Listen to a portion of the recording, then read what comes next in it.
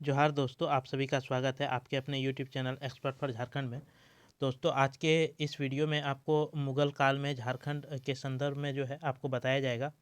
तो मुग़ल काल सबसे पहले आपको जो है दोस्तों समझना बहुत ही ज़रूरी है कि मुग़ल काल में जो है कौन कौन से राजा हुए और किसने किसने कब कब जो है शासन किया।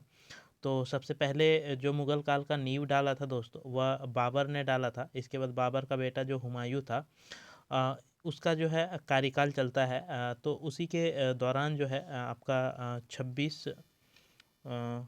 जून 26 जून 1539 ईस्वी को जो है शेर खां, ठीक है, शेर खां के द्वारा आक्रमण किया जाता है हुमायूं के ऊपर। और जिसका युद्ध का जो नाम रहता है वह चौसा का युद्ध रहता है दोस्तों। 26 जून 1539 को जो है चौसा का युद्ध है। उसी चौसा के युद्ध में जो है हुमायूं को शेर खां ने पराजित करता है।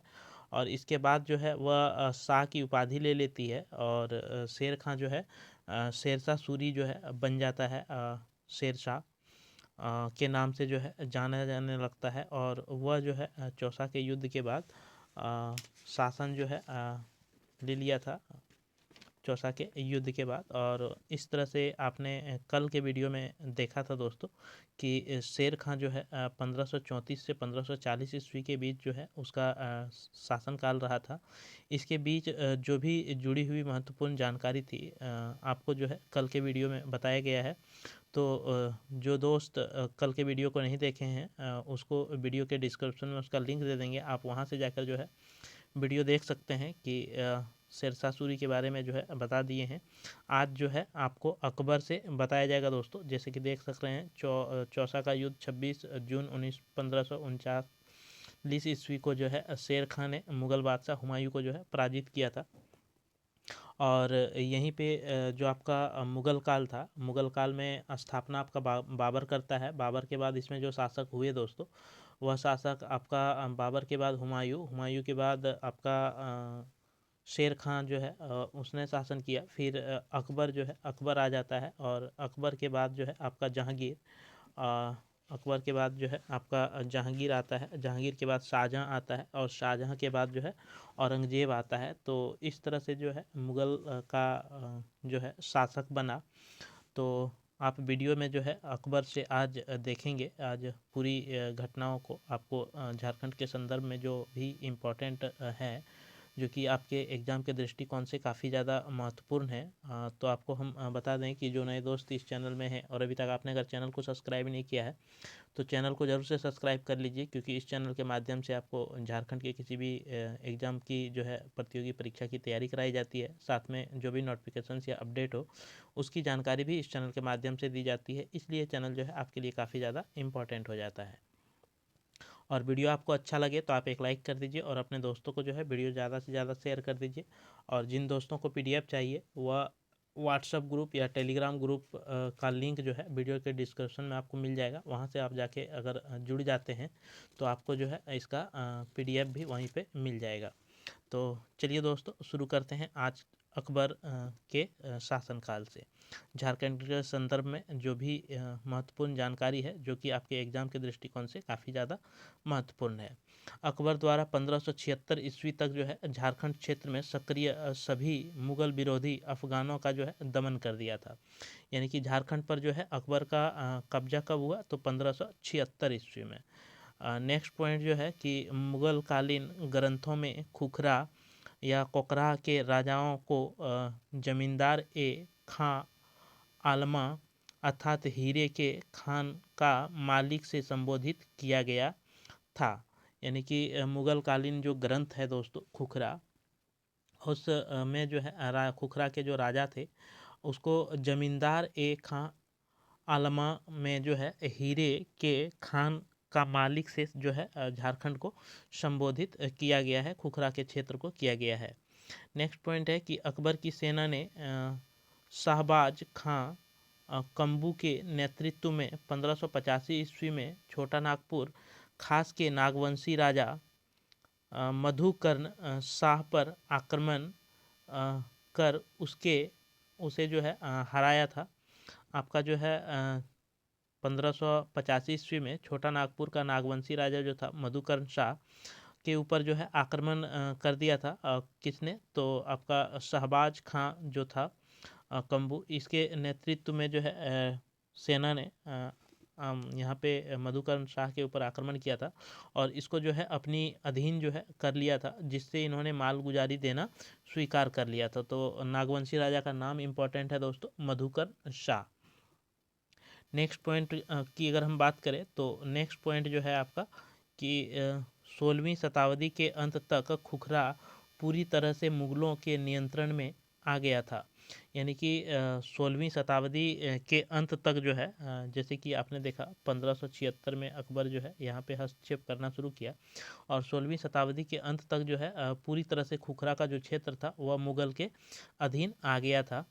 नेक्स्ट है आपका कि अबुल फजल द्वारा लिखित आईने ए अकबरी के अनुसार जो है हजारीबाग के 6 तथा चंपा नामक परगना बिहार प्रांत में शामिल था, जिसकी सालाना मालगुजारी जो है 15,500 रुपया थी।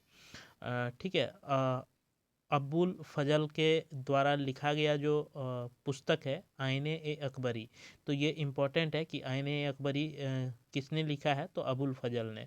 उसमें क्या घटना झारखंड के संदर्भ में मिलता है? तो आपका जो 6 वाला क्षेत्र था या फिर बिहार पंचा नामक परगना जो था बिहार प्रांत में, जिसकी जो है मालगुजारी यहाँ पे तय हुई थी 15,500 रुपया, उसी का वर्णन वहाँ पे मिलता है आईने अकबरी में।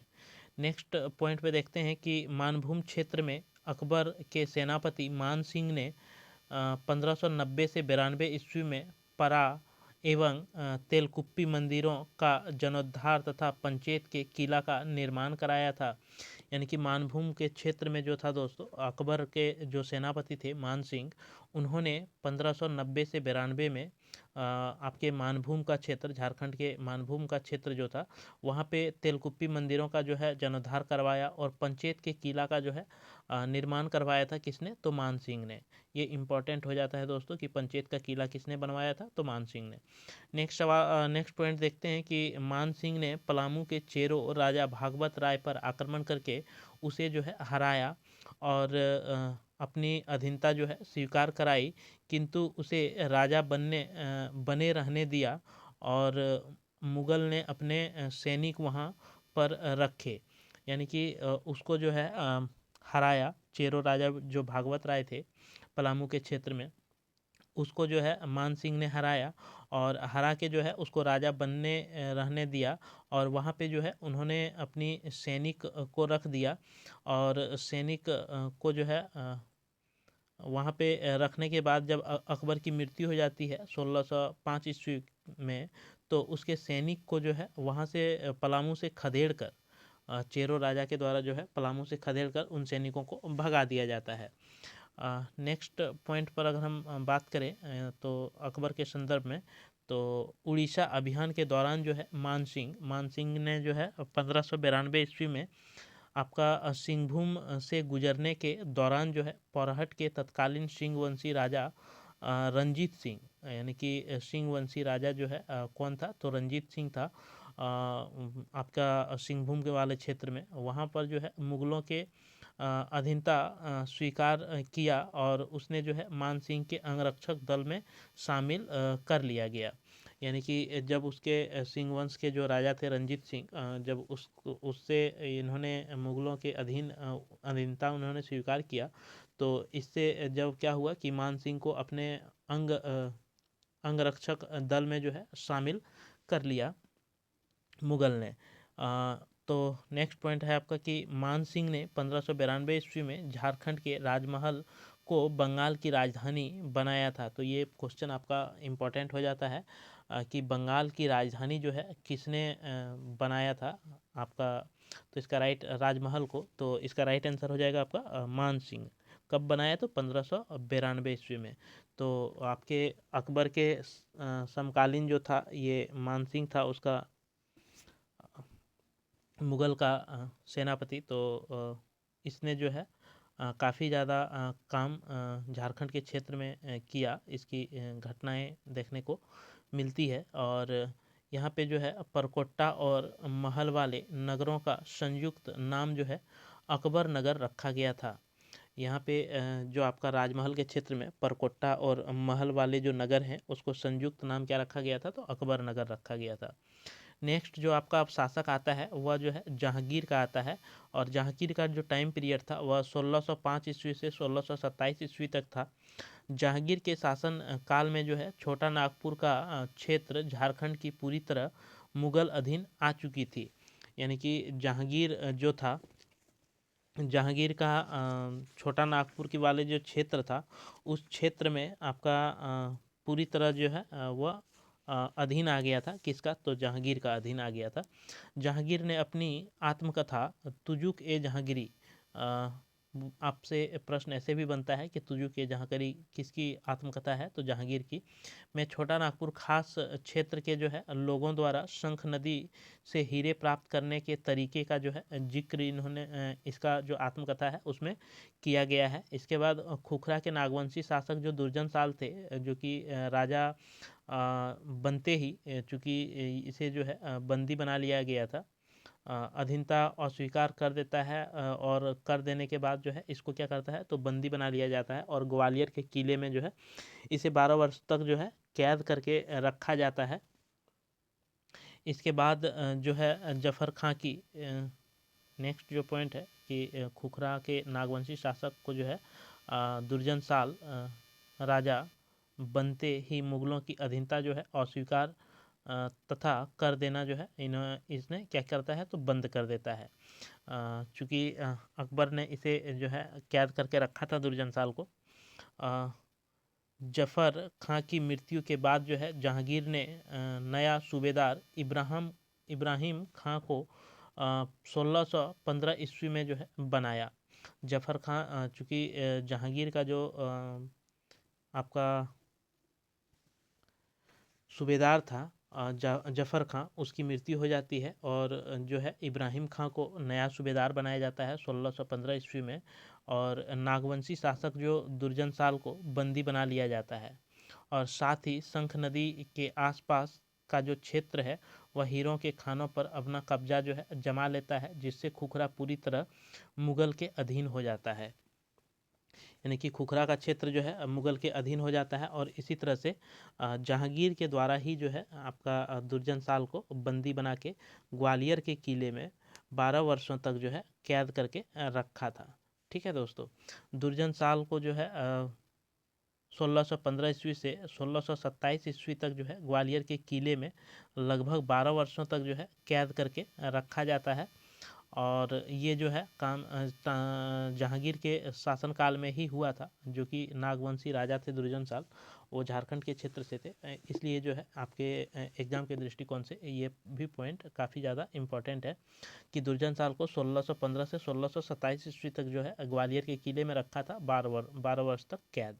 इसके बाद उसको छोड़ा कैसे दोस्तों 1627 में, तो 1627 में उसको जो छोड़ा था मुगल ईस्वी में 1627 ईस्वी में जो है मुगल दरबार में जब हीरा का कुछ व्यापारी आया था, तो उस व्यापारियों के बीच जो है एक हीरा की परख को लेकर के विवाद उत्पन्न हो गया था, और विवाद उत्पन्न होने के बाद जो है हीरे की परख में जो है दुर्जन साल निपुण व्यक्ति माने जाते थे।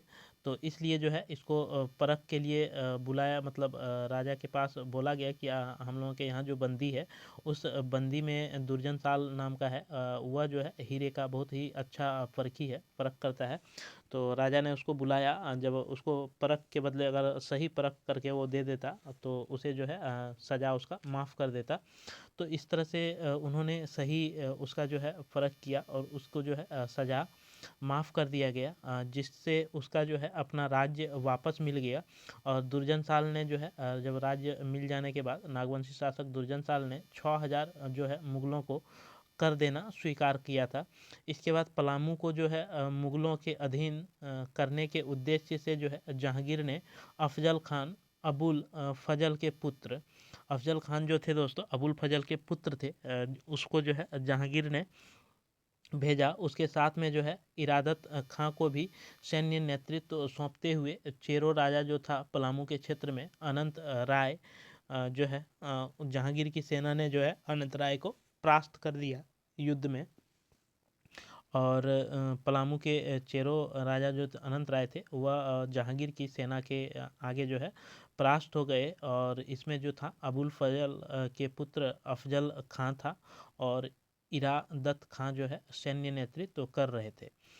नेक्स्ट जो अब अनंत इसके बाद जो होता है दोस्तों कि अनंत राय की जो है जो कि एक चेरो राजा था पलामू के क्षेत्र में, उसका जो है मृत्यु के बाद 1612 ईस्वी में सहबल राय जो है पलामू के नए राजा बनते हैं।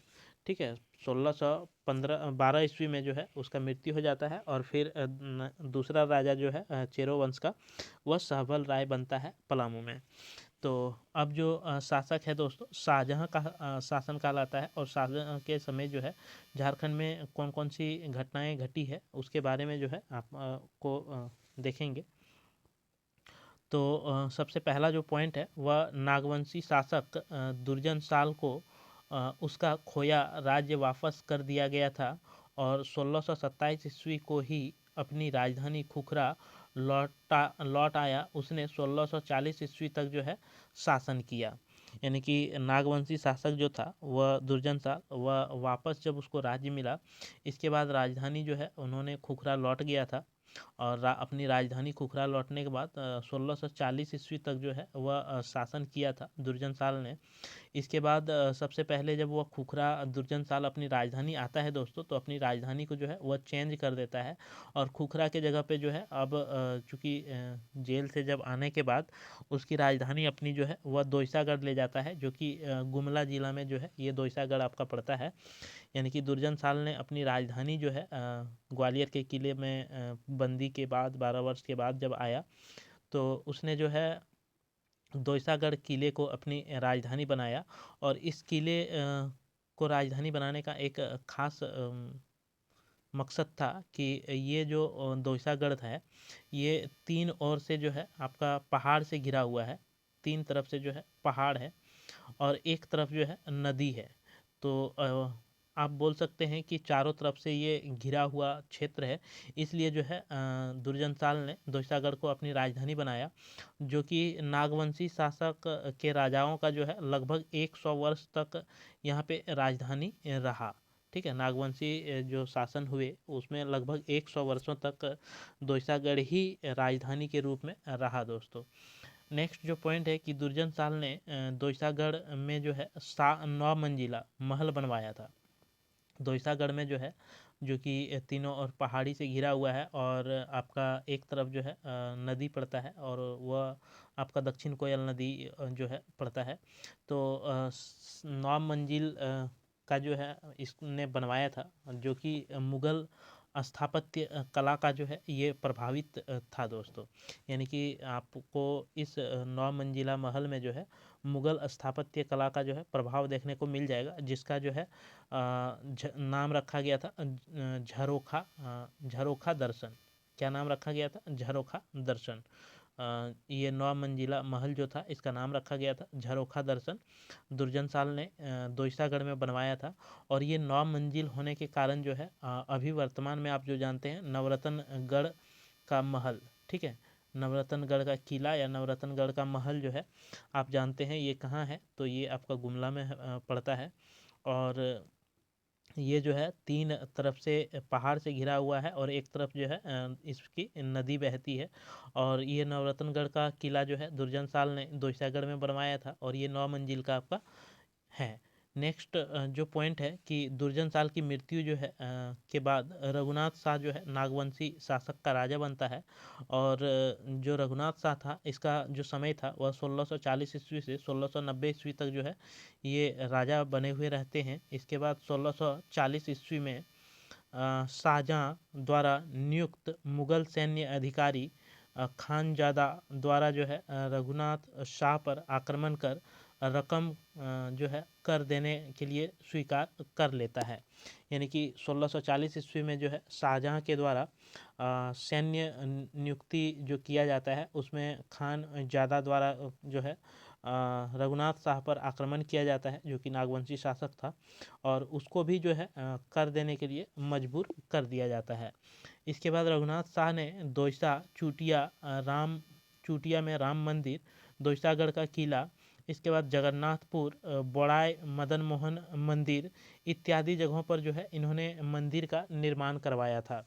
तो ये भी इम्पोर्टेंट है कि रघुनाथ शाह ने जो है आपका दोईसागढ़ में, चूटिया, जगन्नाथपुर, आपका बौड़ाई में जो है मंदिरों का निर्माण करवाया। और चेरो राजा जो था, पलामू की तरफ जो चेरो राजा चल रहा था दोस्तों, तो चेरो राजा प्रताप राय एक शक्तिशाली जो है शासक बनकर उभरा था। और इसने पुराना पलामू किला का जो है निर्माण करवाया था। चेरो राजा जो है प्रताप राय, जो कि बहुत ही शक्तिशाली चेरो वंश का राजा हुआ, और उसने जो है पुराना पलामू किला का निर्माण करवाया था।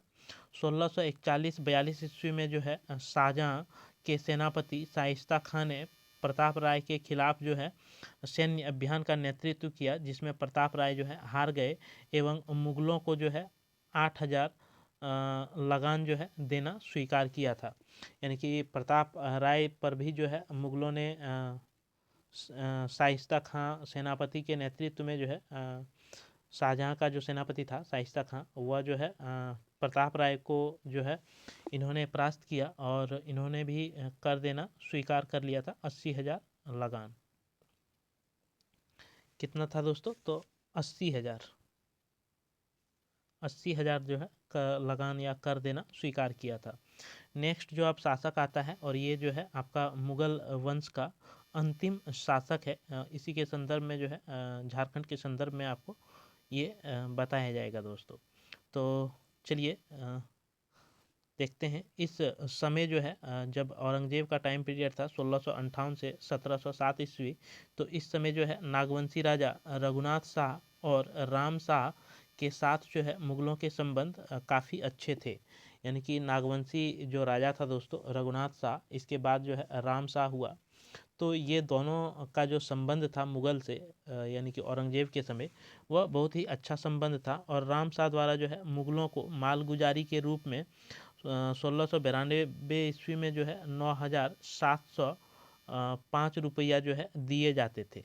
ठीक है, किसके द्वारा? तो राम शाह के द्वारा जो है ये 1692 ईस्वी में दिए जाते थे।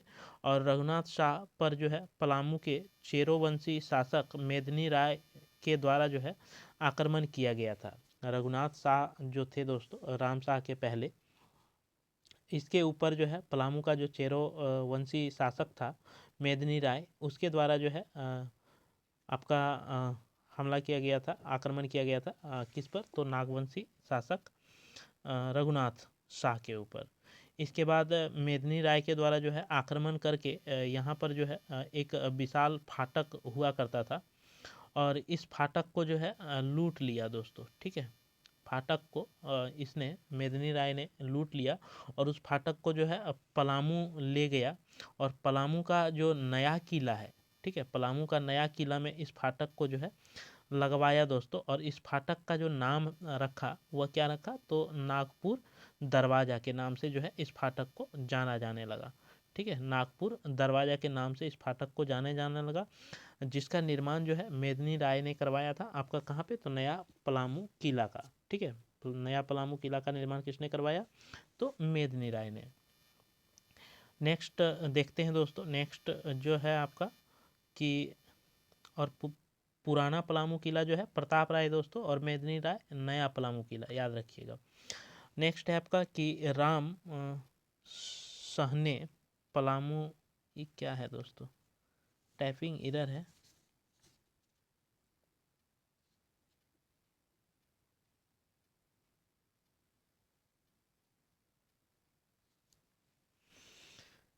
एक मिनट दोस्तों,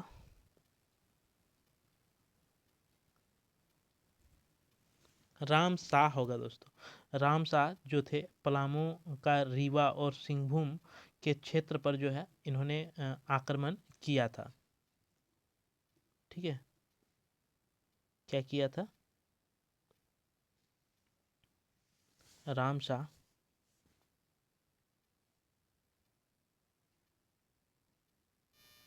एक मिनट,